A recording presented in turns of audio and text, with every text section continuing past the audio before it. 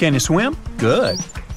Because you're going on a journey to the deepest point of the Pacific Ocean. Now put on your flippers. The very bottom of the Mariana Trench is awaiting. Now get in the water. Really, come on. All right. 1 foot underwater.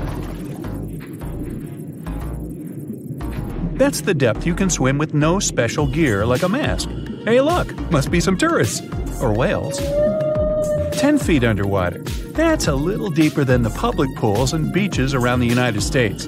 You can see colorful fish and even phytoplankton that feed on the sun's rays. 26 feet down. This is the depth at which the foundations of the floating city of Venice in Italy stand. Builders laid columns at that depth on which they later built houses and streets. 30 feet underwater. You start to feel a lot of pressure.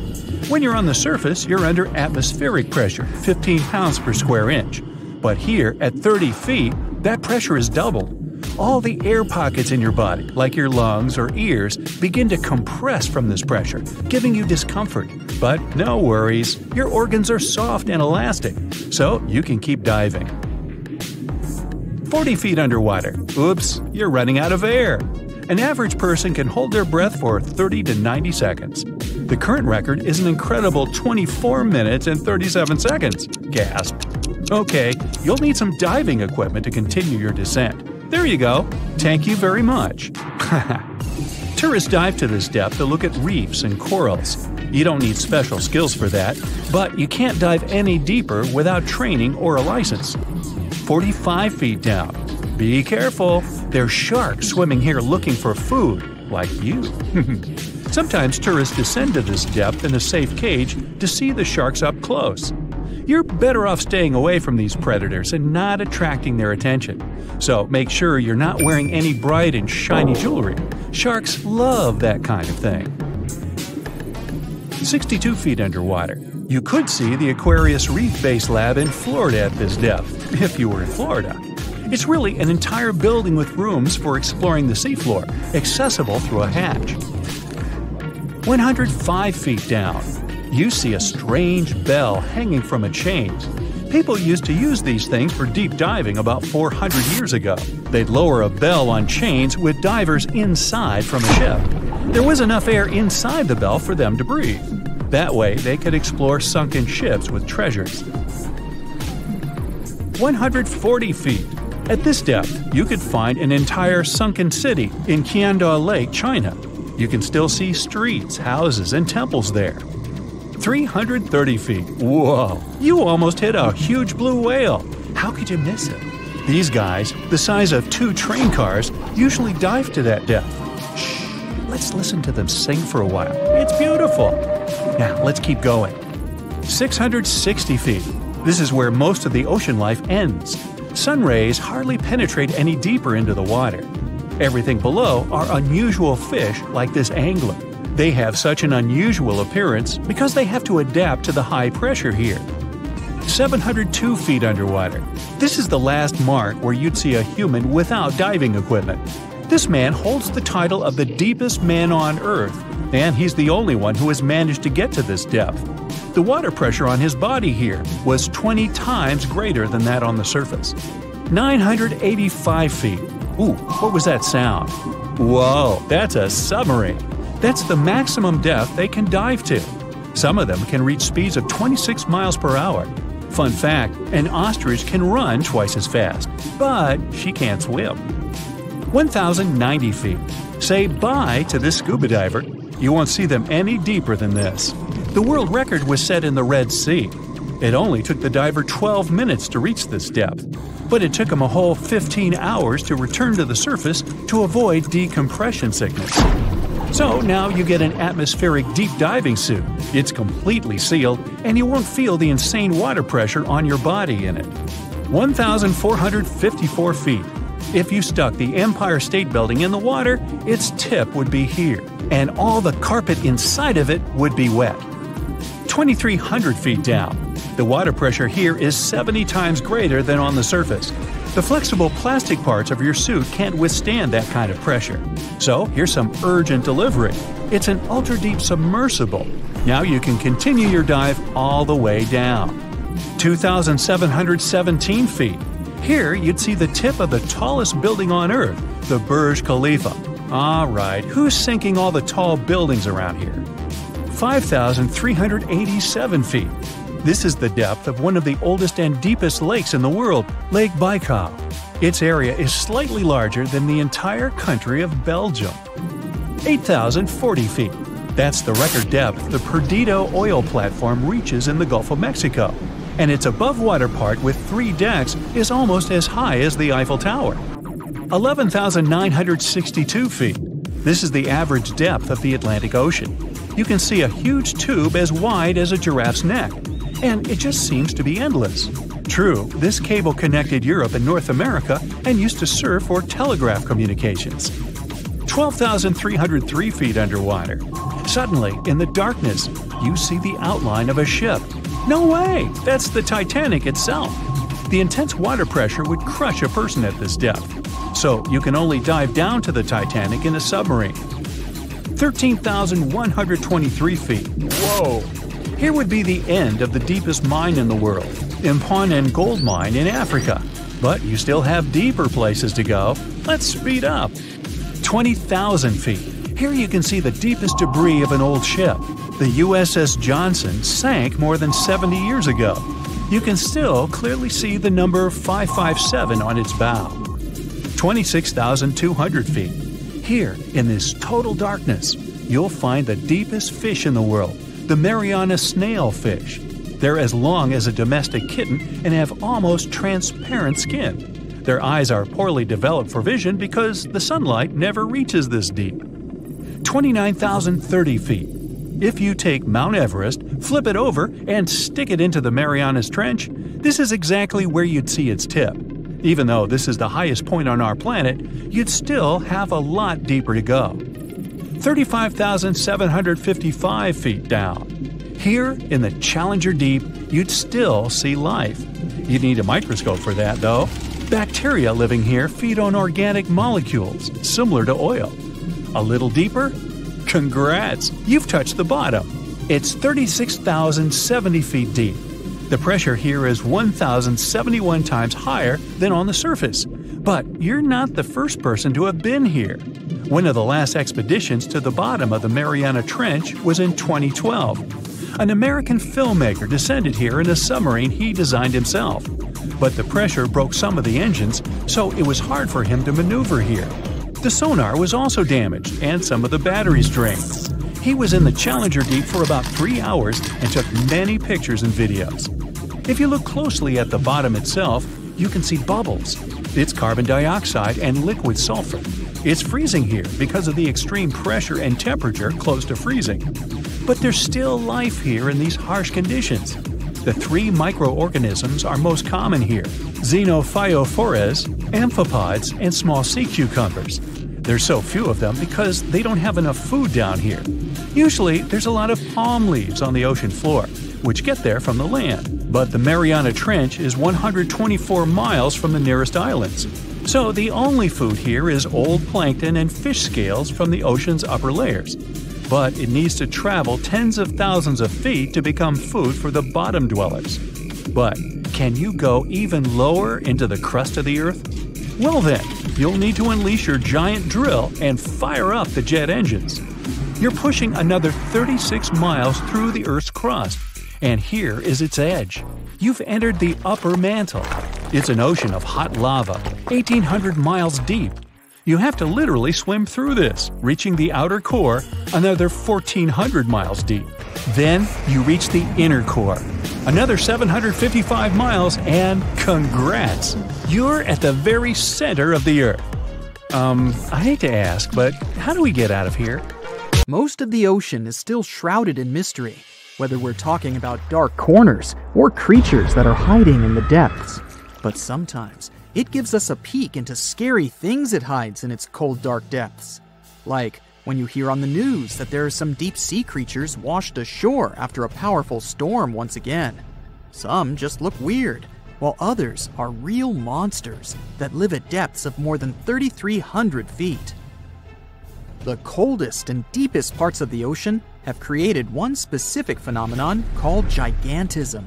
So, sea spiders, squids, worms, and many other animals, mostly invertebrates, or creatures without backbones, they're all way bigger and scarier than the versions we see in the more shallow areas. In the Pacific depths, you can see a sea sponge as large as a minivan. Or what about the colossal squid that lives in subantarctic waters and is nearly 14 times longer than the arrow squid, a type that mostly lives in New Zealand? Researchers found many of these underwater monsters in the abyssal zone of the ocean. Back in 2021, the researchers showed images of the giant phantom jelly. It was at a depth of 3,200 feet. Its tentacles were 33 feet long. Wow, I wouldn't like to face that one on the beach. It probably eats only small fish and plankton, but it can swim to depths of more than 21,900 feet. And down there, this giant jelly doesn't have enough food. How does it survive then? Scientists haven't figured it out yet. And there are even more questions related to the giant squid, the biggest one ever found. This monster is 43 feet long, with a weight of nearly a ton. Imagine if those tentacles would grab your car, or something like that. They would smash it like it was a toy. There's no light in the abyssal zone. Sun rays just can't penetrate that deep. So there's no algae or underwater plants there. Local animals mostly eat snow. Marine snow is not like the regular one you build a snowman with. It consists of any small flakes or remains that fall from the surface of the ocean. Maybe even some leftovers that animals up there couldn't eat. So it's not much. But apparently, it's enough for very large creatures that hide deep down there, like giant squids. Squids that generally live at such depths don't bother going after their prey. They just wait until the poor animal swims right up to their long tentacles and falls into a trap. It may not be the best method ever, because not many animals will even swim into these dark, cold parts. But it's the method that saves energy. A giant squid eats only 1 ounce of fish daily, which is approximately 45 calories. That's nearly 50 times fewer calories than an average person should eat per day. So when a squid gets 1 fish, it saves it for a couple of days. I hope giant squids won't get the idea to go to the surface and look for food when there's not enough of it in the abyssal zone. And I hope even more that giant Greenland sharks won't get that same idea. You can find them at depths of up to 7,200 feet. They're twice as slow as we usually walk. They swim at a speed of 1.12 feet per second. Their slowness is part of the energy-saving mechanism that creatures down there need to survive. But they can speed up in the form of short bursts when they need to catch prey. But they kinda change their diet from predator to scavenger, considering their environment. There will be more leftovers falling from the surface than animals to go after. Greenland sharks grow just 0.4 inches per year, and they're mostly 20 feet long, which means they live for a very long time, sometimes up to 400 years. They also have a slow metabolism, and that's one of the main factors for their long life, too. Greenland sharks like to spend their time in cold waters. They're adapted to that, since their tissues have specific chemical compounds that prevent the forming of ice crystals all over their body. That means they have some sort of natural antifreeze. So what makes them so big? Scientists are still not sure, but some theories try to explain it. There's this thing called Kleiber's rule that says bigger animals tend to be more efficient. Just take a small fish and compare it to a whale with a mass hundreds of times bigger. The whale has a greater metabolism. It conserves energy more efficiently and loses less of it to the surroundings through heat. Moving on, bigger animals can ingest bigger prey. They're more likely to go through tough issues in their environment or defend themselves from predators going after them. Also, the body gets bigger when temperatures are lower. The Greenland shark is a perfect example. So are giant sea spiders. Sea spiders are generally common, and you find some very small ones at 0.04 inches. But in deeper parts of the Antarctic, they become 3-foot-long giants. They grow so big because the cold water has more oxygen. That way, more of it diffuses into the animal's body, and that allows it to grow bigger. Yeah, both as a creature and a nightmare. And how about this giant tube worm? Researchers found it accidentally while they were exploring the mysteries of the Pacific Ocean floor. They stumbled upon unusual hydrothermal vents. Volcanic heat is a thing that gets them going. As water seeps down through faults or cracks in the rock, these vents change their direction. When the water gets out of the vent, it's rich in different minerals and chemicals. Most animals wouldn't survive being around this toxic soup of chemicals, but not these tube worms. They came as a true surprise, because not only are they not bothered by these toxic vents and the almost boiling temperature of the water, but they developed entire ecosystems there. They're unique because they don't need sunlight to survive. Instead, small bacteria are their main source of energy. That bacteria gets their energy directly from these toxic chemicals. So it's not photosynthesis, but a process called chemosynthesis. And these tube worms don't have mouths. These bacteria live inside them. Strange story, huh? Plus, these scary worms reach up to 8 feet. Giant isopods are no better either. They lurk at the depths of the ocean of 1,640 feet or more below, far away from the sunlight, looking like some monstrous wood lice. They spend most of their time on the seabed, hoping to find some food falling from higher levels of the ocean. Check out their small hooked claws at the ends of their legs. Isopods use them to remain more stable while moving around the ocean floor.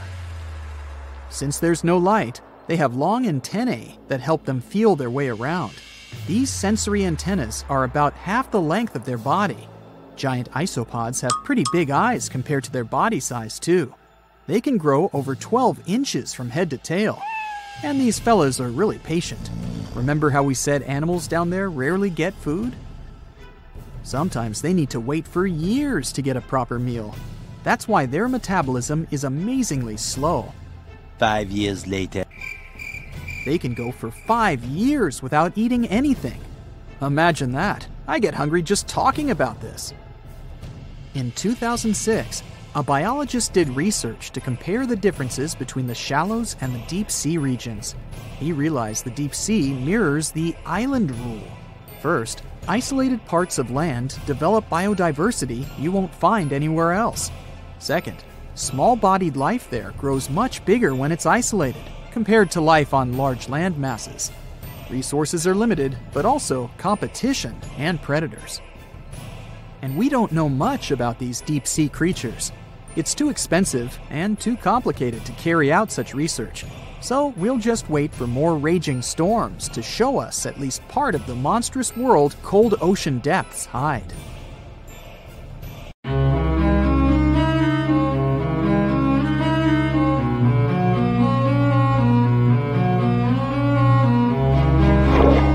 Question for you. Do you think Atlantis could be real?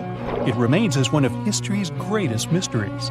The legend began with Plato all the way back in ancient Greece, the tale of a civilization that formed and prospered before our own. Atlantis was supposedly a highly technological society, much like the Mayans. But, as the legend says, due to the people's greed, they were punished by a flood that destroyed and submerged their cities. Different theories try to guess Atlantis' location. Some say it was in the Mediterranean Sea. Some say it's beneath the Bermuda Triangle. But, as science has shown us, Atlantis may be only an allegory for humankind. Today, you'll discover several amazing underwater cities that you have never heard of. They existed indeed and are not just a myth. We're taking you on an excursion to the underwater city of Baia, which is on the coast of Italy. Known as the Las Vegas of the Roman Empire, Baia was a resort city. The Roman elite traveled there for recreation. Imagine an open-air spa. That was Baia. You can visit the submerged town by scuba diving and get close to that perfectly preserved, magnificent Roman sculpture, a true underwater wonder. You can spot the crumbled temples and buildings through glass-bottom boats. This is a moss-covered museum in Claudio's Nymphaeum. To your left, you can see a collection of classical Greek statues. Swimming down the Via Herculeana, you'll arrive at Villa Aprotio. Villas are Italian-style houses, and here you can admire their original marble floors. Notice the black and white patterns and the astounding shapes they make. Next, you'll arrive at Portus Julius. Can you see the collapsing wall structures at the bottom of the seafloor? You'll see well-preserved columns and limestone floors. Behold the ruins of the thermal baths of Lacus. The remaining multicolored mosaics are something great to see. You'll see their orange, blue, and green tiles if you get close enough. At Pisoni's Villa Pila, you'll see 25 preserved Roman pillars. Notice the arches, the frescoes nearby, and the magnitude of this well-kept treasure. The city was located over natural volcanic vents, so there were hot springs to be used at will. People went there looking to have an excellent time. And when I say people, I mean some of the great Roman emperors we learn about in school: Nero, Cicero, Caesar. But around the 8th century, the city was sacked and the luxurious town was abandoned. Slowly, the water level rose and the city started to drown.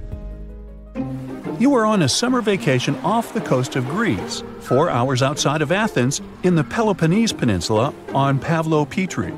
You dust off your snorkel and head for a free dive on a bright sunny day. Sometime into the dive, you start noticing patterns on the seabed. 13 feet below the surface, the outline of familiar objects starts to appear, one by one. As you continue swimming, what looks like the outline of an entire city emerges before your eyes. You wonder, how could water have taken the whole city? Rocks are perfectly aligned into what appears to be the foundation of a building. Nicholas Fleming, a British oceanographer on vacation in Greece, was the person that discovered Pavlo Petri. He was documenting the seafloor artifacts. The team found the site filled with pots, storage vessels, and tools. A quern stone, for instance, is a tool used for grinding grains and turning them into flour. Multiple amphoras, which were found then, indicate that this settlement dated back to the Bronze Age, 5,500 years ago, when people started living in towns. The settlement is believed to have lasted for over 2,400 years. Pavlo Petri is considered today the oldest submerged town yet found, and it's impressive that it wasn't a simple village. It was a vibrant port city with stone-built buildings, a marketplace, streets, and even squares. Let's continue our exploration and find secrets in other underwater cities. You are diving off the coast of the Ryukyu Islands. Pacific waters are far from smooth. There's a strong current pulling you into the deep sea. Suddenly, you see a huge structure thanks to the sunlight shining down on the seabed. At first, it looks like Machu Picchu's ruins across the globe in Peru. As you approach it, you slowly figure out its form. A pyramid-shaped structure, arches, staircases. It's something that could have easily been a palace or castle. Could this also be a sign of human activity? What you just saw is known today as the Yonaguni Monument. It also goes by the name of Japan's Atlantis. The entire monument is about the size of 5 football fields and the height of a 5-story building. Its most surprising feature is its expansive terraces that host large crowd gatherings. Explorers and scientists believe that Yonaguni dates back to 10,000 years ago. But whether it is a man-made structure or a natural formation is still under debate. For Japan's top marine geologist, Professor Masaki Kimura, Yonaguni is the heritage of a lost civilization. Kimura has dived into exploring the ruins over 100 times over the past 10 years. According to him, there are clear signs of human activity down there. The triangle pool, located on the monument's surface, is a triangle-shaped concave that is a historical symbol of water fountains in the region. There is also a giant turtle carved on the eastern side of the structure. And according to Kimura, turtles have an important cultural meaning. Several pieces of stone tools have been recovered from the site. Their estimated age dates back to 10,000 years ago. However, not all scientists are convinced of the same. For many, Yonaguni is the result of thousands of years of erosion. The fact that the monument is composed of one massive rock leads them to believe that it is not human-made. The defined edges and flat surfaces resemble a natural formation occurrence in Northern Ireland, known as Giant's Causeway. A series of interlocking basalt columns look like the ruins of a palace, but they were the result of volcanic activity in the region. Well, stay tuned for more underwater discoveries. The next stop in our voyage is one of today's most famous underwater cities that has turned into an underwater archaeological park. The city of Port Royal in Jamaica exists today only below the surface. But in 1692, it was one of the wealthiest cities in the Western Hemisphere. Port Royal was the center of the British Empire at the time, and an important trade city that attracted people from all over. It was also home to real-life pirates of the Caribbean. On the morning of June 7, 1692, the people of Port Royal met a different fate than they probably expected. The bars and restaurants beaming with life woke up shaking. People were taken out of bed with the power of a massive earthquake, estimated today at 7.5 on the Richter scale. One survivor says he saw the earth opening up and swallowing the town whole. What he said could be true, as the city was mainly built over sand. The ground sucked buildings, roads, and everyone above. Geysers erupted, and finally, waves as big as 10-story-high buildings hit the city. About 33 acres of the city disappeared underwater, and amazingly, most of its 17th-century remains lie in good condition under 40 feet of water. In the ruins, archaeologists have found taverns, storage rooms, kitchens, and recreational buildings used for diverse purposes. You can see a grand lion statue, a submerged bridge, and many picturesque arches. Now, do you fancy a trip to India? Just outside its coast lies another sunken marvel. A site known as the Lost City of Cambay is located on the Gulf of a similar name.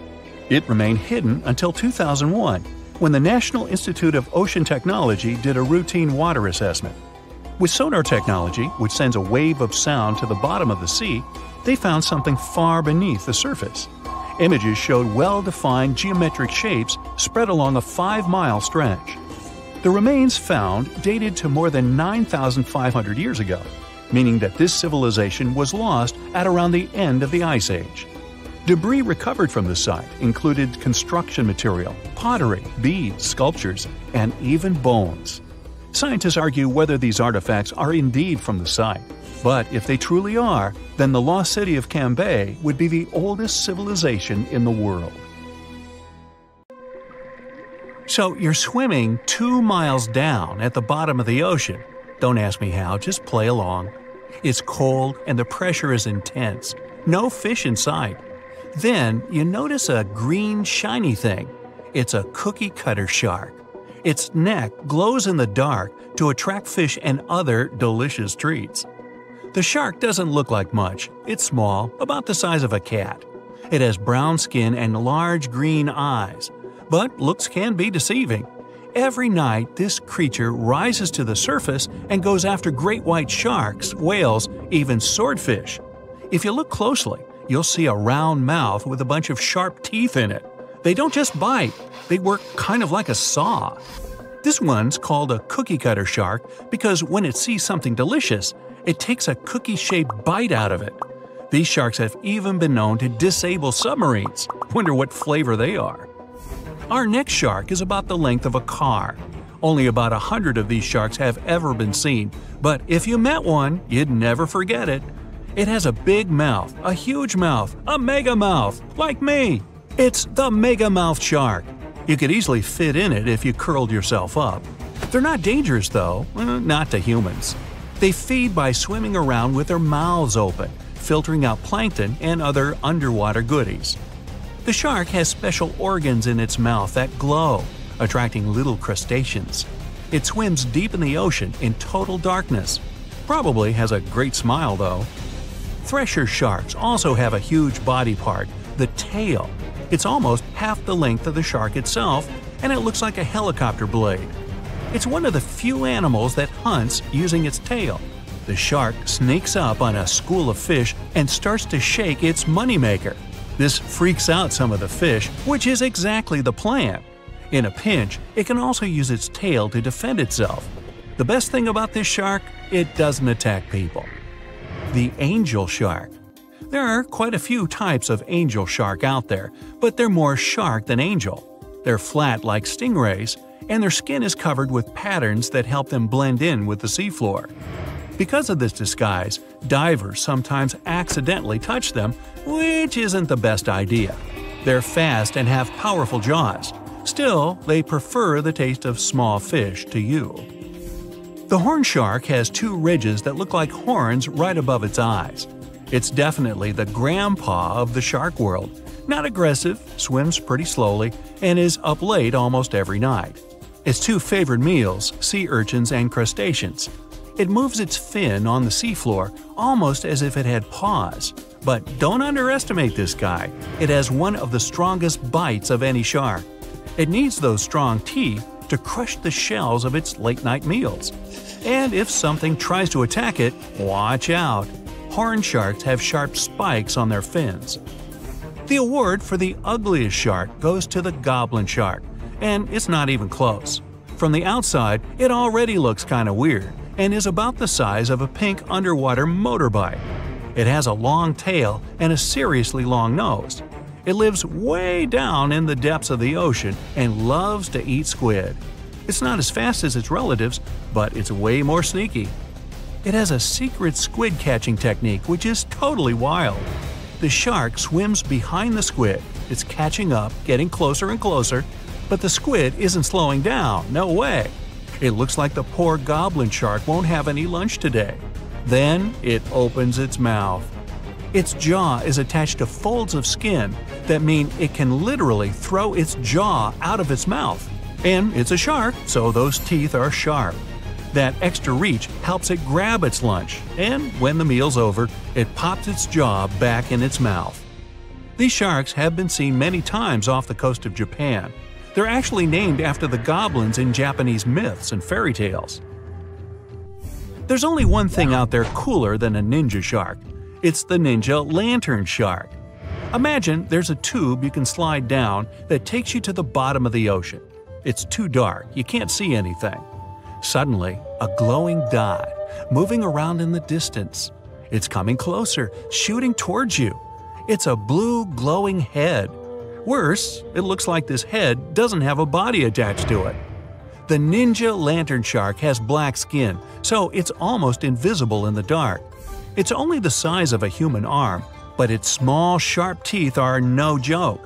No one really knows why this shark glows. Maybe to attract tasty fish? Another theory out there is that it uses this light to communicate with its friends. It has friends? The hammerhead shark. These ferocious sharks can weigh up to half a ton. They live in tropical waters all over the world, and they're one of the most recognizable sharks out there. Their eyes really are located on the sides of their hammerhead.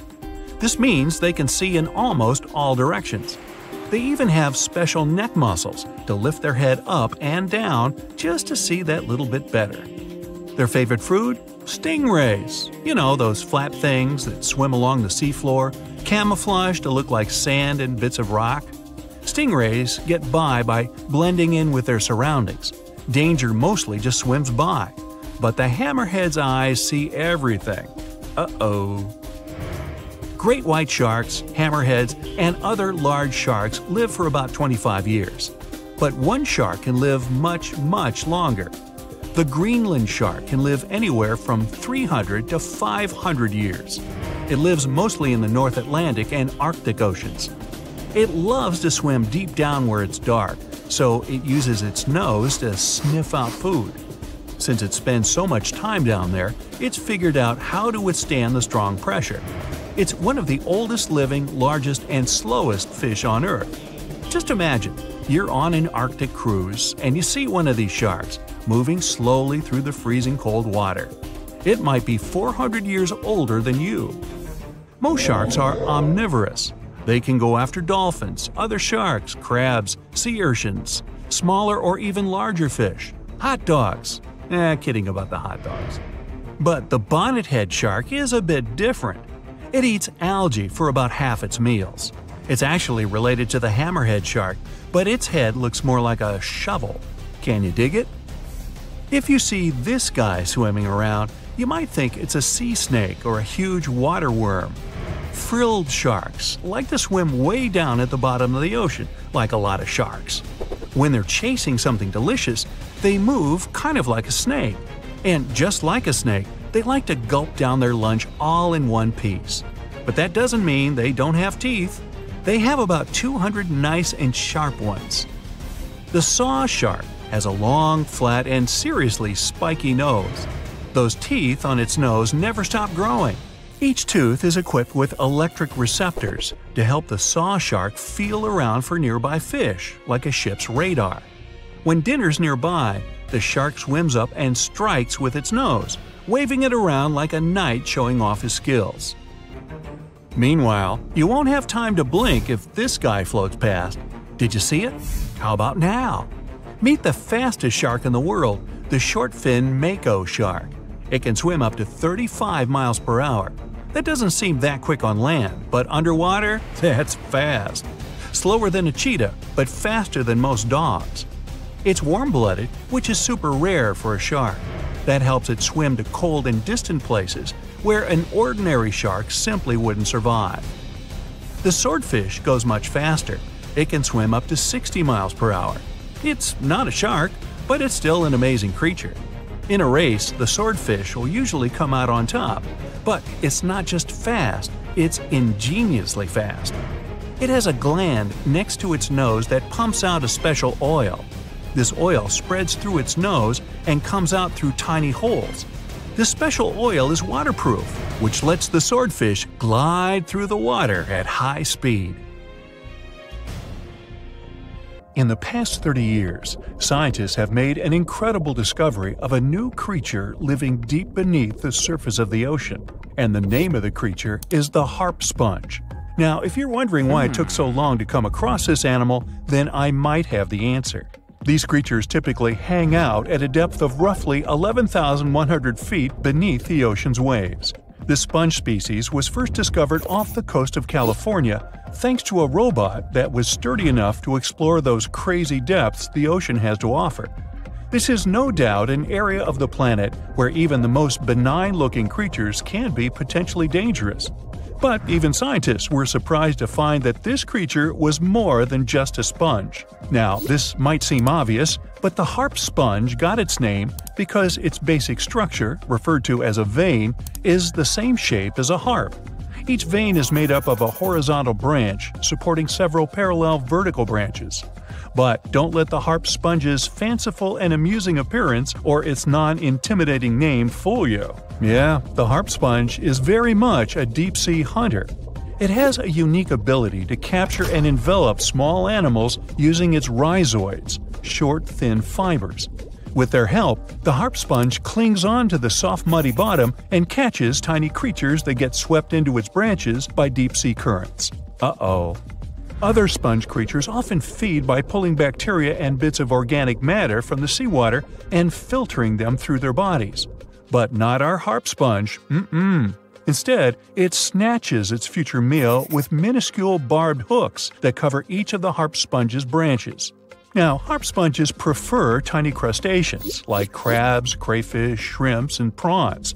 Once the harp sponge has one of them in its clutches, it envelops the animal in a thin membrane before slowly beginning to digest it. So, pal, what's eating you? Oh, Harpo? Too bad. Researchers believe that harp sponges use this method of feeding because there aren't enough nutrients that deep down. This makes traditional filter feeding less effective. Research has shown that the creature is still in the process of evolving.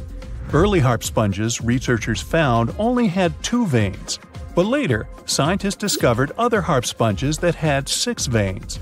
The harp sponge might have evolved this elaborate candle holder-like structure to increase its surface area. In general, harp sponges typically grow up to a length of 1 foot, but researchers have seen a creature that was 2 feet in length. The harp sponge is not only very unusual, but also beautiful to look at. See those tiny white balls on top of the branches? Now, why don't we look at some other creatures that live below the photic zone of Earth's oceans? The photic zone means the area beneath the ocean's surface that still receives some sunlight. Thanks to this, there are loads of different creatures and organisms living there. Any animal living beyond this layer qualifies as a deep-sea creature. The Tomopterus worm is a segmented worm you can find in the twilight zone of the ocean. This is the area that lies between 650 and 3,300 feet beneath the surface. These creatures are often no more than 1 inch long, but the largest of them can grow up to 1 foot. While swimming around and feeding, these worms do what researchers describe as an amazing smooth dance. That's because the creatures can swim extremely quickly and maneuver at tight angles with ease. Now, I know most people hear the word worm and think of the common earthworm, so it's quite interesting to know there's a deep-sea worm out there that never leaves the water during its entire life. Similarly, most of us try to avoid jellyfish that either rest on the sand or sit on top of the ocean waves. This isn't the case with a cresota jelly. That's a deep-sea creature too. This beautiful jellyfish is mostly ruby red, bright orange, or electric purple. That's what helped researchers realize they had found a new species of jellyfish. The creature grows to a maximum size of 1 inch across. It has tentacles that stretch out in every direction. Now, if you come close to this jellyfish, it'll pull all these tentacles in toward its body before rapidly swimming away to avoid danger. Yes, you are dangerous. The cresota jelly is extremely rare. You won't see it very often. You might need to borrow that deep-sea diving robot I mentioned earlier. While worms and jellyfish might seem quite harmless, this isn't the case with the Pacific viperfish. Ooh. This creature is equipped with a noticeably big mouth, like me, and the needle-like teeth inside are key to its hunting strategy. Pacific viperfish live at around 5,000 feet below the ocean surface, but they're among those numerous marine animals that migrate each night from the ocean depths toward shallower waters to dine. What's on the menu for dinner tonight? Lots of small fish and shrimp. The creature can grow up to 12 inches in length. Its 2 front fangs, which stick up from the fish's bottom jaw past its own eyes, are especially dramatic. When the fish unhinges its jaw, its mouth can open wide enough to engulf smaller animals, and the teeth form a cage to prevent an escape. Now, have you ever seen an underwater creature that looks like a strawberry? Trust me, it does exist. Just look at these dots on the strawberry squid. The creature has a big eye and a smaller one. You might think this unconventional pairing would be awkward and uncomfortable, but it's actually the opposite. The big left eye looks upward. It spots shadows cast by other animals in the dimly lit waters above. The eye's tubular shape helps it collect as much light as possible. On the other side of the squid's head, you can see its right eye. It's small and looks downward. This eye searches for flashes of bioluminescence produced by animals lurking in the darker waters below. Now, bioluminescence means the production and emission of light by living organisms. By the way, the squid has a nickname. And no, it's not Squiggy, although that's a great one. It's known as the cockeyed squid. This is simply due to the remarkable difference in size between its 2 eyes. I think I like Squiggy better, and so it goes. Since light doesn't reach the deep sea, the strawberry squid's body actually looks black. This helps the creature hide from enemies, such as sharks and dolphins. In general, the strawberry squid grows to a length of 5 inches. It typically lives around 3,000 feet below the surface, but floats to shallower waters at night. Now, the feather star is a marine creature without a backbone, but with feather-like arms that radiate from the center of its body. These creatures first appeared around 200 million years ago. Related to sea stars, they look like a flower, but if you approach them, they'll quickly swim away. But not all feather stars can swim. Many species can only crawl along the bottom of the seafloor. Like some of the other deep-sea creatures we've looked at, the feather star can adapt to its surroundings. It has a creepy ability to shed its arms, the same way some lizards can shed their tails. This also helps them escape from their enemies. Feather stars live all across the globe, from the equator to the poles, from the shallow waters on top of reefs to the deep, deep sea. Now, given that we're dealing with mysterious creatures, the name of this one is quite fitting.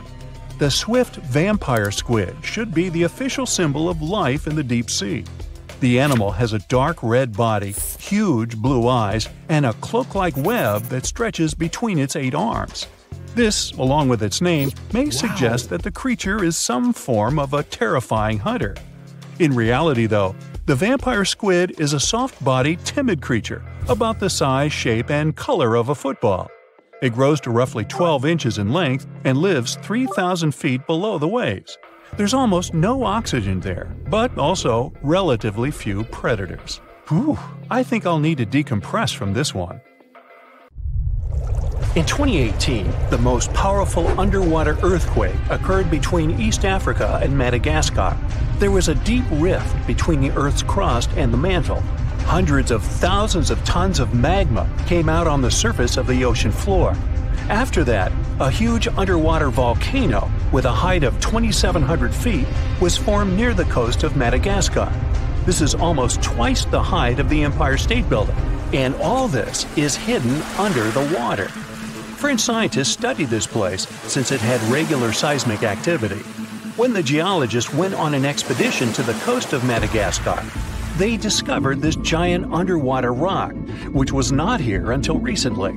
With the help of geological equipment, they discovered the earthquake happened deeper than usual, below the Earth's crust.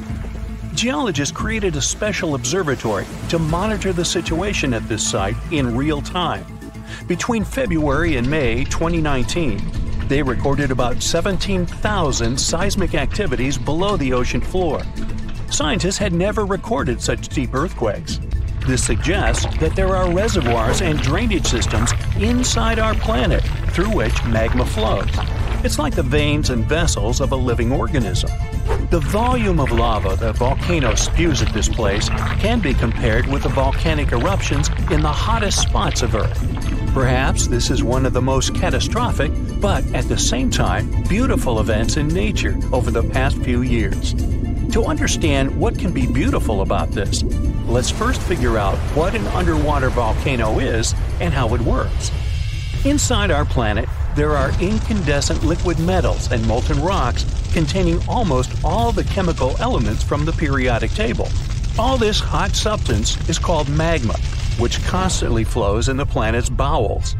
Anyway, magma is lighter than the surrounding Earth's crust, so it always tries to break out upwards. Fortunately, the surface of our planet is strong enough and doesn't allow magma to splash out. But sometimes it happens, and here's why. The Earth's crust consists of many solid parts, tectonic plates. These plates collide with each other because of movement. Imagine a massive picture of puzzles. Each detail of this puzzle is a tectonic plate, and they all are constantly moving. Sometimes one puzzle gets unhooked from another. When this happens, magma immediately spills out of the resulting gap. And these places of faults with flowing magma we call volcanoes. When such a volcano erupts, a new geology begins. A splash of magma shakes the ocean floor. Lava and ash erupt from the inside of our planet. It causes a release of destructive energy of incredible power. But thanks to the water, such a catastrophe can go unnoticed. More than 70% of the seismic activity associated with volcanoes occurs underwater, and almost no one notices it. But inside the water, there's a total mess. Lava heats the water and destroys the seabed. The ocean in this area boils, and large air bubbles rise up. But the enormous pressure of hundreds of millions of gallons of water suppresses the volcano's destructive power. Molten rocks of the Earth's crust are pressed against the seabed. The ocean blocks the consequences of the disaster, but sometimes the eruption gets to the surface. Such a case occurred in 2012. Vast pieces of pumice the size of a van began to float up in the southeastern Pacific Ocean. There were hundreds, even thousands of them. It was more like a group of unknown islands. Volcanic rocks scattered in the ocean over an area twice as large as New Zealand. Scientists used deep-sea sonar apparatus on the remote control to determine the full scale of the disaster. They studied the seabed for a long time and found 14 craters that released lava. The researchers saw that more than a third of the erupted volcanic material surfaced and scattered throughout the ocean. The rest was scattered along the bottom. It destroyed all marine life in the area. However, after the eruption of volcanoes, life is reborn like a phoenix from the ashes. Volcanic ash, lava, and soil around the volcano contain many useful elements and minerals. They nourish the soil and promote the development of microorganisms not only on land but also in water. That's why there's so much vegetation, flowers, and trees around volcanoes. and underwater volcanoes can eventually form natural islands. This is a long process, resulting from which a large piece of land comes out of the water. When magma goes out, the water immediately presses it to the seabed. The eruption can go on for a long time. The released magma raises the level of the seabed. After another 100, maybe 1,000 years, a new eruption begins. New magma flows lay a new layer on the surface of the previous one. Over millions of years, layer by layer, the volcano has been growing. It's slowly rising up because of constant eruptions. Some volcanoes may go out forever, and some continue to erupt. And then, one day, the level of volcanic rock reaches the surface in the form of a huge island. After many more years, the volcano may go out, and then life appears on the formed island. The destroyed seabed area is filled with animals, trees, flowers, and plants. These volcanic islands have unique ecosystems because they develop separately from all continents. Observing such islands helps scientists understand how life on Earth was born. There are hundreds of islands around the world that have appeared because of eruptions of underwater volcanoes. You can find them in Hawaii, Indonesia, and Iceland. Many of them are inhabited by people. They build villages and small towns there. The ground on such islands is fertile. Fruits and vegetables grow there. The water is filled with fish. Such places may seem like paradise, but at the same time, it's dangerous to live there because the volcano may wake up. One of the most famous eruptions occurred on the island of Ogashima, south of Tokyo. People built a beautiful city right in the crater of an active volcano, and in May 1785, the eruption began. No one expected this to happen. At some point, thousands of birds rose and flew away from the island, and then the ground began to shake. A heavy, low sound came from beneath the underground depths. Thick smoke escaped from the top of the green volcano. The mountain threw dirt, large rocks, and red-hot pieces of magma into the sky. The disaster lasted several weeks. People managed to evacuate, and then there was a long recovery. Locals rebuilt the houses and brought the city back.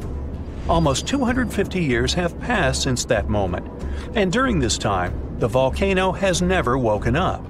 Despite the risk of a new eruption, people continue to live there. The population is growing since this place resembles paradise, and no one wants to leave it. There are thermal springs, dense jungles with rich soil, and many fish. Meteorological and seismological services constantly monitor the volcano's activity. Movements and fractures of tectonic plates create another natural disaster, destructive tsunamis. Unlike volcanoes, huge waves are formed when seismic activity causes the crust to move vertically, up or down. When this happens, water pressure shifts on the ocean floor, which releases energy. This energy pushes the water and creates a tsunami. By the same principle, you form a small wave when you throw a stone into the water. First, a small tsunami appears. Then it picks up speed and increases in size. Its height can reach the level of a 5-story building. It's heading for the coast and accelerating to 500 miles per hour. This is almost twice as fast as a Formula One race car. Millions of gallons of water, weighing thousands of tons, are getting closer. And now the wave reaches the shore and demolishes everything in its path. Houses, trees, cars, nothing can withstand the destructive force of nature. Such tsunamis are a frequent occurrence on the coast of Japan. People have built massive shields near the land to stop the waves before they hit the shore. Still, in spite of all preparedness, somehow, nature always prevails. For years, scientists have been struggling to explain bizarre sounds, some repeating, some heard only once, that come from the dark depths of the ocean. From bewildering hums to worrying bloops, the water transmits outlandish acoustic phenomena. One of these mysterious noises got named the upsweep. For the first time, this long train of sounds was registered in 1991 in the Pacific Ocean. One of the most unusual things about this signal is that it keeps changing, as if trying to confuse researchers even more. Like some unearthly howl, it varies from high to low frequencies and then back again, and you can hear it better in the spring and fall than in the winter and summer. Why the upsweep? It's simple. The sound travels from the bottom of the ocean towards its surface, as if sweeping up. Scientists do have a theory explaining this phenomenon: the activity of undersea volcanoes. Hot lava pouring into ice-cold ocean water could theoretically create such noises, but there's no proof found yet. Plus, the sound has been declining since 1991, even though it can still be detected. The bloop is the name given to an ultra-low frequency and incredibly powerful underwater sound that was recorded in 1997 by the U.S. National Oceanic and Atmospheric Administration. The bloop continued for approximately 1 minute. Having started from a low rumble, it gradually rose in frequency. It also kinda mimicked the noise created by marine animals, but its volume was so great that no living creature known to science could have made it. When the bloop occurred, underwater microphones managed to record it from a distance of 3,000 miles away. Rumor has it that the noise might have something to do with the fictional half-octopus monster Cthulhu, or some other colossal deep-water creature. But if you don't believe in monsters, science has another explanation: iceberg fracturing. The thing is that ice quakes recorded in the Scotia Sea resemble the mysterious bloop a bit too much for it to be a coincidence. The whistle resembles this annoying sound when a kettle of boiling water is telling you it's time to make a cup of tea. But even though it may not be as blood-curdling as some other bizarre ocean sounds, it doesn't make it any less mysterious. Plus, the whistle is very elusive. In 1997, only one underwater microphone was able to pick it up, and therefore, researchers didn't manage to pinpoint the source of the noise. The most likely cause of the sound is an eruption of one of the submarine volcanoes. Have you ever heard of Julia? No, not your neighbor. I'm talking about this otherworldly sound. Listen to it. It was recorded in 1999 by the U.S. National Oceanic and Atmospheric Administration. The source of the sound was most likely a large iceberg that ran aground somewhere in Antarctica. The sound was so loud that it was heard over a huge territory, and its duration was about 2 minutes and 43 seconds. Slowdown. That's the name given to a sound recorded in 1997 in the equatorial Pacific Ocean.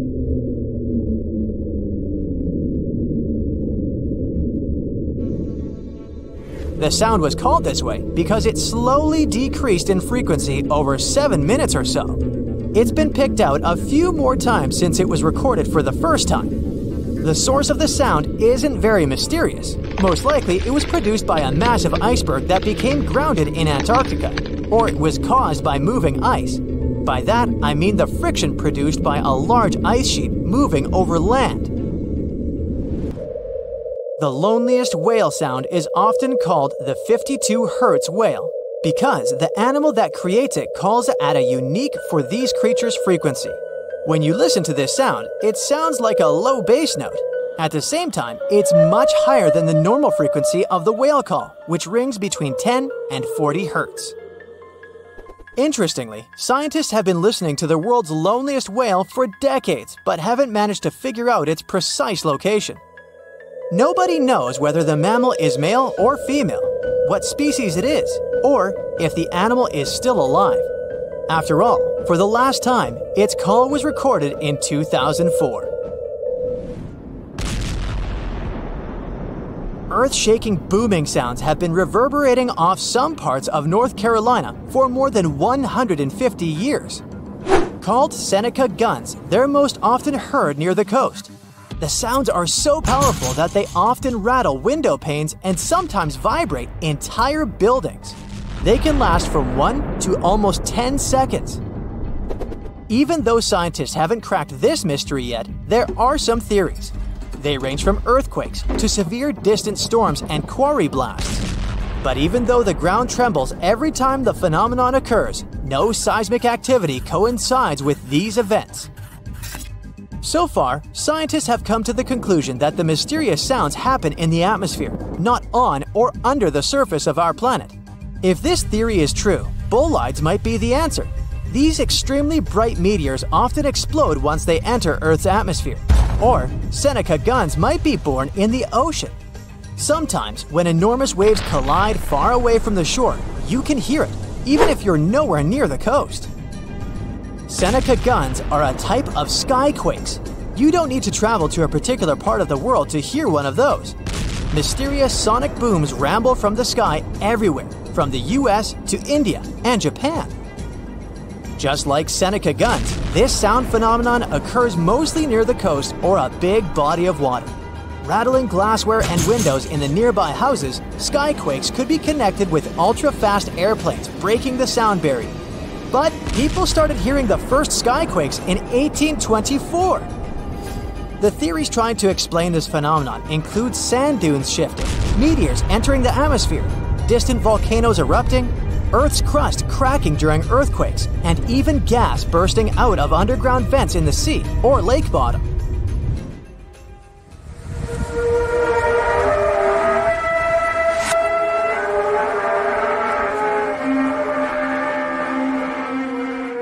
In different countries all over the world, people get paralyzed with fear after hearing otherworldly trumpet sounds that seem to be coming from the sky. The inhabitants of the US, Canada, Australia, Germany, and the Philippines have already heard this hair-raising noise since it was first recorded in 2008. These sounds are sometimes called the sound of apocalypse. And although until recently, nobody could understand the origin of the sounds, NASA claims that there is nothing to be afraid of. The noise can be coming from our own planet. Usually, it's quiet and thus inaudible to the human ear.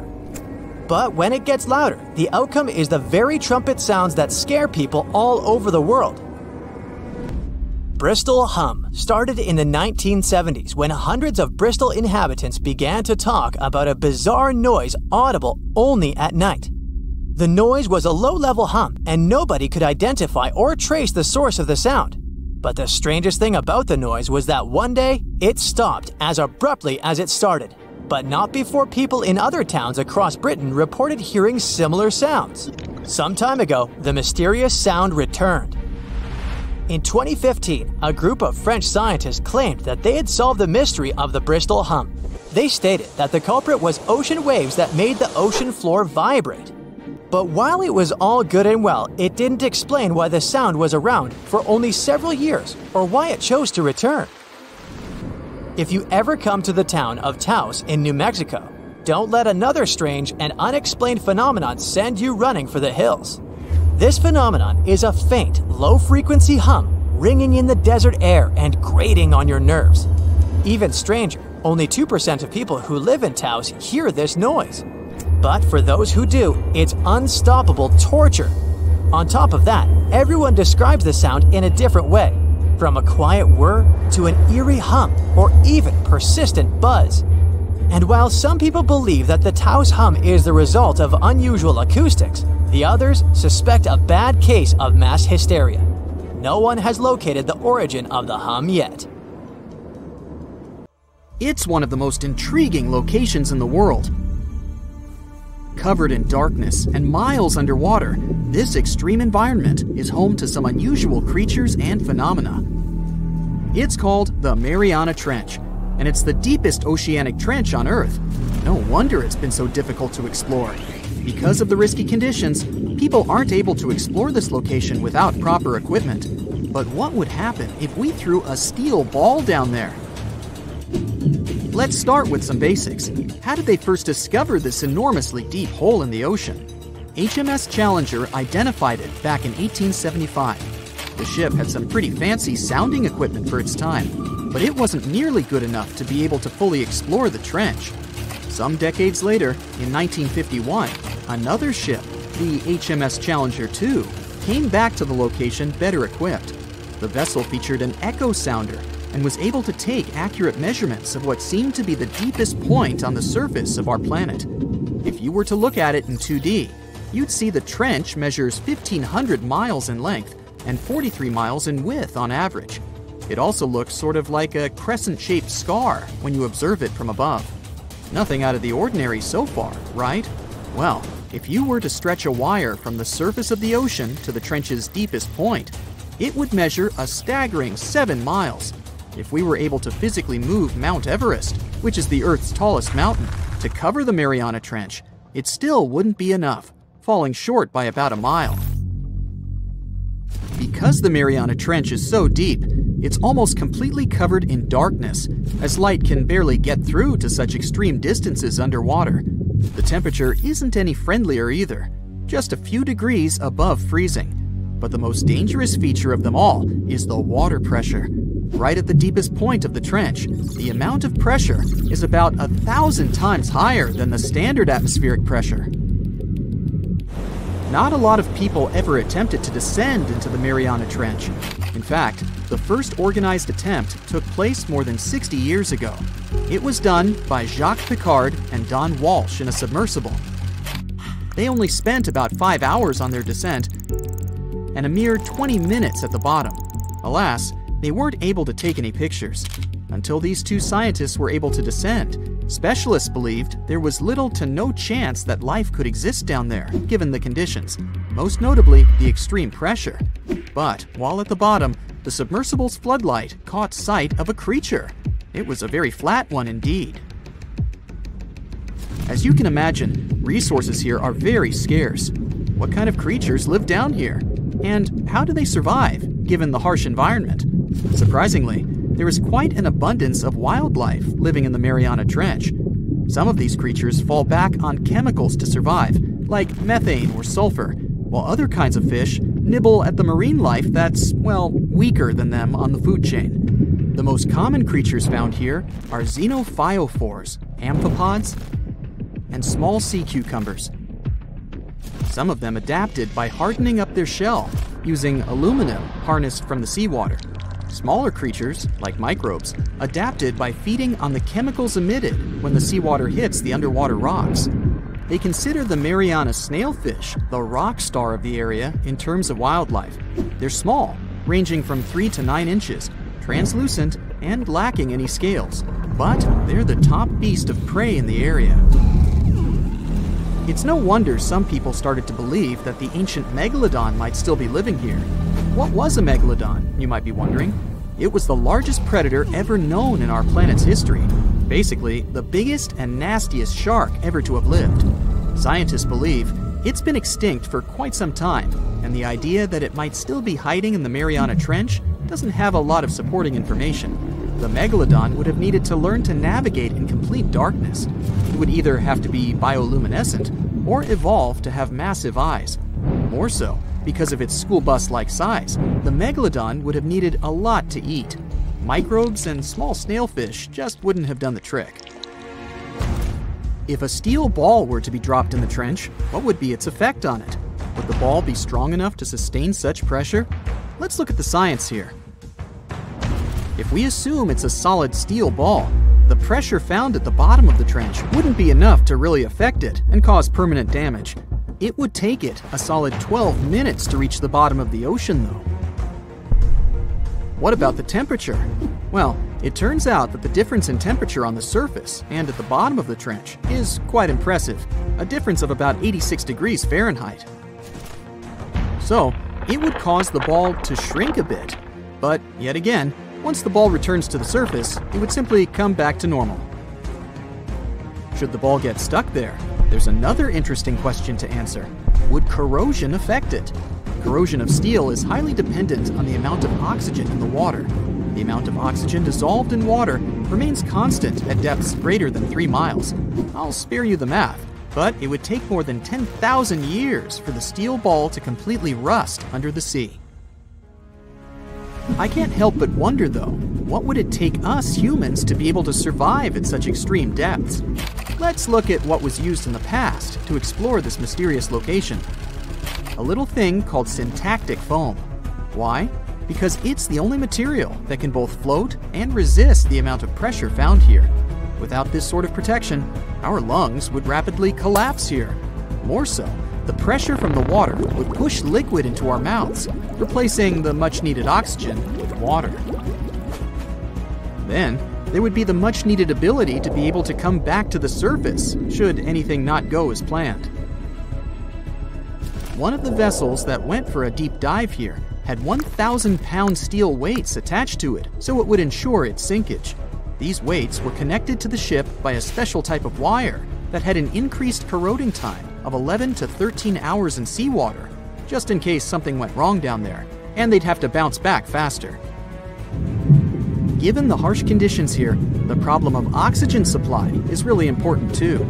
Any vessel looking to descend into the Mariana Trench again would need to consider some sort of device that can recycle the air in order to reduce the amount of oxygen that needs to be transported down there. And the last, but definitely not the least of all problems, would be electricity. There surely isn't a power socket down there for you to charge your phone. So, there needs to be enough battery life to support all the necessary equipment: communication, oxygen supply, lighting devices, and so on. None of these problems seem to be quite the challenge anymore, since, as of recently, you can buy a tour of the Mariana Trench. 3 lucky individuals were part of such a project back in 2020. They were submerged in a 3.5-inch thick titanium sphere. This ensured that they didn't feel any pressure changes and physiological stresses whatsoever. Each of the guests took part in an individual trip that had an estimated length of about 14 hours. The descent itself took over 4 hours. Once they reached the bottom, they got the chance to witness some of the most extraordinary creatures on the planet. Then it was time to start the 4-hour ascent back to the surface. Ever wonder why, despite all our advancements in technology and science, there's a vast expanse of our own planet that we barely know about? Believe it or not, over 80% of our oceans remain uncharted territory. It's as if we've got this massive aquatic playground in our backyard, and we've barely scratched the surface. Also, did you know that only about 7% of our oceans have a special tag called Marine Protected Areas, or MPAs? How come this colossal body of water that envelops most of our planet is also among the most vulnerable and misunderstood spaces in the universe? Pressure has a lot to do with it. Our deep ocean is a beast of a place with no visibility, freezing temperatures, and pressure that's so intense that in certain areas it would make you feel like you're having the weight of 50 jumbo jets on your body. No wonder we're having an easier time sending people into space than to the bottom of the ocean. The deeper you go into the waters, the more pressure piles up. But let's not forget we have tech on our side, right? Scientists now use these cool satellite technologies that track the color of the ocean to check how much phytoplankton is there, for example. Why is this important, you might ask? Because these little plant-like critters are actually pretty major players in our big blue oceans. In the grand scheme of things in the aquatic world, phytoplankton is like the bedrock of the ocean food chain. It gives life to almost everything, from the tiny zooplankton, which are animal-like microorganisms, to those colossal, magnificent whales. When these technologies first came around, satellites could get clear images of the ocean faster than a ship could take the same number of measurements in 10 years. But it's not all about looking at the ocean from space. Sometimes you gotta dive in there and see it for yourself. Thankfully, we've come a long way in ocean exploration tech too. We've got things like floats and drifters that ride the ocean currents while collecting data, and a whole fleet of underwater vehicles, some of which are manned, some remote-controlled, and some even autonomous. Remember James Cameron, the guy who made the movie Titanic? He's super into exploring the ocean, and in 2012, he set a record by going down to the Mariana Trench in a vertical torpedo sub. He thinks there's nothing like being in the ocean and experiencing it firsthand. Other companies use a mix of technologies for their ocean explorations. It led them to discover amazing stuff like a deep-sea coral reef near Morocco, the only one still growing in the Mediterranean Sea. They've also discovered new species and documented ones previously thought to live only in the Atlantic. These efforts have convinced local authorities to declare some places as marine parks. As with most scientific areas, the road isn't without its bumps. These expeditions can cost quite a lot, and the lack of detailed maps and data only adds to the challenge. We can't always rely on bathymetric information, meaning the study of the ocean floor, because it's often not available. And that's the tricky part. We need to explore more to know more, but getting the funds for these kinds of projects can be tough when there are so many unknown variables. One particular company's explorations have helped protect nearly 4 million square miles of ocean so far. The data they collect during their expeditions is invaluable. It's used to identify new species, locate vulnerable habitats, and even show where threatened species are being overlooked. Their work helps dismiss excuses from local authorities who claim they lack the necessary information to establish more MPAs. The same company supports a goal known as 30 by 30, aiming to protect 30% of our oceans by 2030. It's a big target, and there's a long road ahead, but ongoing ocean exploration can provide the proof needed to keep more of our oceans safe. We also need to set aside areas for protection and research, even when we don't have all the facts just yet. On that note, some cool scientists have recently stumbled upon a gigantic and mysterious world beneath the Pacific Northwest coast's ocean floor. The best part is, this massive realm of life is pretty much cut off from the rest of the world above, making it like a secret underground club that only the best microbiologists have access to. Picture an active city, except the city is microscopic cracks in the basalt rocks of our oceanic crust, and its residents are microbes. These tiny creatures aren't like you and me. They don't rely on sunlight or the organic products of land and water ecosystems for sustenance. Instead, they thrive on chemical reactions with rocks and seawater. Scientists call this type of life chemosynthetic, which sounds complicated, but it basically means life sustained by chemical reactions. While this sort of life has been found deep in mines and around seafloor hydrothermal vents, the scale at which these creatures are found under the oceanic crust is unprecedented. It might even be the most extensive ecosystem on Earth. A geomicrobiologist from Denmark was part of the team that made this discovery. He claimed that over 50% of our planet's surface is oceanic crust, which is an average of 4 miles thick. Imagine the size of this chemosynthetic party happening down there. This discovery didn't happen overnight. Since the 90s, scientists have found weird tiny holes in the basalt rocks that make up much of Earth's outer crust. They seem like they might have been made by bacteria, but hey, there was supposed to be no life there. I mean, imagine trying to survive in a place that's hot, deep, dark, dense, and mostly devoid of the organic compounds we need for life. Yet, here they are. In the following years, more pieces of the puzzle fell into place. Scientists found that the oceanic crusts had different conditions at the centers and edges. At the centers, rocks are jam-packed with energy-rich compounds that support these tiny life forms. But by the time they reach the edges, these chemicals are all gone. Fast forward to now, and it's time to put the puzzle together. A microbial ecologist from the University of North Carolina worked on this research and says we now have solid evidence of microbial life in the cracks and crevices of deep ocean basalt. The next question scientists asked was, how far does this life extend? Researchers collected samples of crust from a plate roughly 120 miles off of Washington's coast, drilling deep beneath the ocean's surface. What they found down there was remarkable. The life down there runs on a unique fuel, hydrogen. Yep, in the absence of sunlight, hydrogen provides the energy for all their biological processes. These microbes use hydrogen to transform carbon dioxide into organic matter. This matter and other byproducts, like methane, then fuel other organisms, creating a network of life.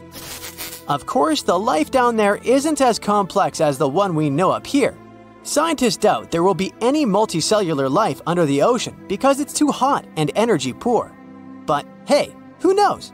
This universe under our oceans still has a lot to reveal. This whole thing is significant for many reasons. First, it confirms that life can exist in places without oxygen, which changes our perspective on where we can find life. This makes us wonder if life could exist under similar conditions on other planets, where surface conditions might be too harsh. The implications on Earth are also profound. If a large portion of life exists in the oceanic crust, then our understanding of life on our own planet could be completely changed. This exciting discovery stretches our understanding of life and prompts us to keep exploring the mysterious depths of our oceans, pushing the limits of our understanding. NASA is also in on the whole deep sea exploration project. Why? Shouldn't they be preoccupied with outer space? Because they're hoping to find hints about what the oceans on other planets might look like. NASA specialists are really hopeful that by unearthing underwater secrets, we can solve some of the big questions about space. Plus, they're testing some nifty equipment for future journeys across our solar system. Hello, Brightsiders! Do you know where the deepest place in the world is? I think it's in the Pacific Ocean, near the Philippines and Papua New Guinea. It's the famous Mariana Trench. So let's take a tape measure, a very long one, and attach its end to the boat on the surface. Now we hold our breath and jump in the water. Fish and marine animals swim by. We descend lower to the depths and into total darkness. And after several hours, we reach Challenger Deep. The tape measure shows a depth of 36,200 feet. The famous Mariana Trench is not the deepest place on Earth, as everybody thought. The Kola super deep borehole located in Murmansk region in Russia beats it by a wide margin. And scientists have discovered something unusual and sinister there. When geologists were drilling the hole, they could reach the depth of 9 miles. And then they encountered voids. Scientists on the surface were surprised and scratched their heads and then decided to lower a microphone and dozens of other sensors in these voids. The temperature down below turned out to be 2,000 degrees Fahrenheit. And the microphone recorded something that sounded like human groans and screams. Many people thought the scientists had been able to drill into the underworld. The shocked people up above had already begun to panic, but suddenly an unknown creature jumped out of the drill pipe. It looked like a black goat that walked on its hind legs. Its body was shrouded in black flames. The creature got out of those deep hollows and ran off into an unknown direction. Okay, wait. These are just myths that one newspaper published on the 1st of April. It's International Joke Day, by the way, but many people believed it. It made many believe the scientists working at the borehole had opened a portal to the nether, and that now horrible, outworldly creatures were free from their imprisonment. But like with any myth, there's some truth to it. The deeper the scientists drilled, the higher the temperature got. At 3 miles deep, it was 160 degrees. At 4.5 miles, it was 250. And at the maximum depth of 7.5 miles, the sensors recorded a temperature of 413 degrees. One day, scientists heard a loud explosion underground. They stopped working and everyone tried to find out what caused such a loud pop. But there was seemingly nothing there. After a while, they continued drilling deeper, and at the same depth, no accidents happened. The drilling began in May 1970. They passed the first 4.5 miles quite easily, and it was primarily hard granite rock. It was like drilling through a hard wall. But then their drill went into softer layers, and the shaft of the hole began to crumble. It was like drilling in wet sand. Every time the workers took the drill out, there was a risk that the hole would collapse under its own weight. As that eventually happened, the scientists picked a new direction to drill, and you know what's interesting? In the end, the map of the entire well looked not like a straight beam from top to bottom, but like a tree trunk which had diverged into many different routes. 9 years later, scientists reached the depth of 31,400 feet and broke the world record for the deepest borehole. By 1983, they made it another 8,000 feet deeper. After a brief pause in the work, there was an accident. A part of the drill broke away from the main body and remained in the borehole. For several months, scientists tried to extract the drill, but nothing worked, and they had to return to the depth of 4.5 miles and start all over again. The drill was divided into sections, and one such unit could only last about 4 hours before it had to be replaced. In terms of depth, that was only about 32 feet of drilling. Then the drill was lifted to the surface, replaced, and lowered back down. On average, the drilling speed was about 200 feet per month. That's like a 20-story building. In 1990, 20 years after the work had begun, scientists reached the final depth of 40,230 feet. That's like 100 soccer fields down. And after another accident, the work stopped. Guinness World Records registered the Kola Super Deep Borehole as the deepest borehole in the world. It's like Mount Everest plus 9 Empire State Buildings on top of it. One of the most unusual discoveries at the Kola Super Deep Borehole was that the soil at the depth of about 2 miles almost perfectly matches the composition of the surface of the moon. It has given us more insight into how our ancient satellite appeared and formed. It seems that in the early stages of Earth's formation, a giant asteroid crashed into our planet. With that kind of force, it caused an explosion so powerful that part of our planet broke off and flew upward.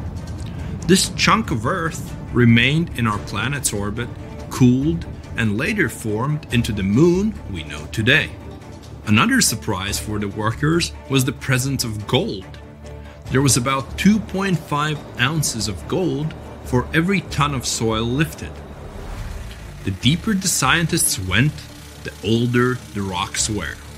In layers of rock about 2.8 billion years old, they found fossilized remains of living organisms. It made the world of science bubble with excitement, as it meant that life on our planet appeared 1.5 billion years earlier than first thought. In the early 1990s, they shut down the drilling project. Gradually, the buildings around the borehole and the drilling equipment were lost. Today, a lot of tourists visit the place. It's because of those same myths about creatures from the underworld. Yes, there's a hole 7.5 miles deep under that rusty lid. But the scientists working there never reached their goal. They wanted to drill into the Earth's mantle, but to do that, they would have had to dig down to a depth of about 44 miles. At 200 feet per month, it would have taken as long as 80 years. That's assuming no accidents happened. But the deeper it goes, the more interesting it gets. A few years ago, they found a massive amount of water deep underground. Somewhere up to 370 miles down, there's a substantial ocean billions of years old, and the amount of water there is several times greater than in all the oceans, seas, and rivers combined on the surface of Earth. The water there is at a scorching 2,800 degrees Fahrenheit, but because it's under a tremendous pressure, it doesn't evaporate. It's encased in a crystalline structure of minerals. This ocean was formed in the early stages of our planet's development, when there was only hot lava and debris of space bodies around. But the most exciting thing you can find by drilling is living organisms. They've been there in isolation for billions of years, and they can give us clues as to how life came into being in the first place. Scientists in Antarctica have created a similar borehole. An entire lake half the size of Lake Ontario was discovered under the thick ice. The amount of water in this lake is only 3.5 times less than in the Lake Baikal, the largest lake on Earth by volume. The ice that hides this lake is at least 20,000 years old, and the water beneath it has been isolated from the outside world for about 15 million years. While drilling, scientists lifted a chunk of ice from deep down below and found an unknown bacterium on it.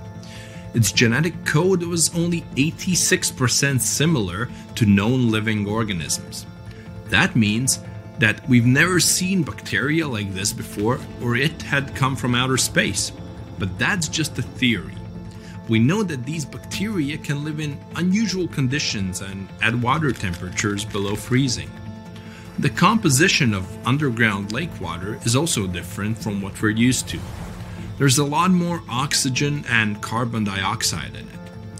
Add to these conditions complete isolation, and we get living organisms that have developed and evolved in a completely different way.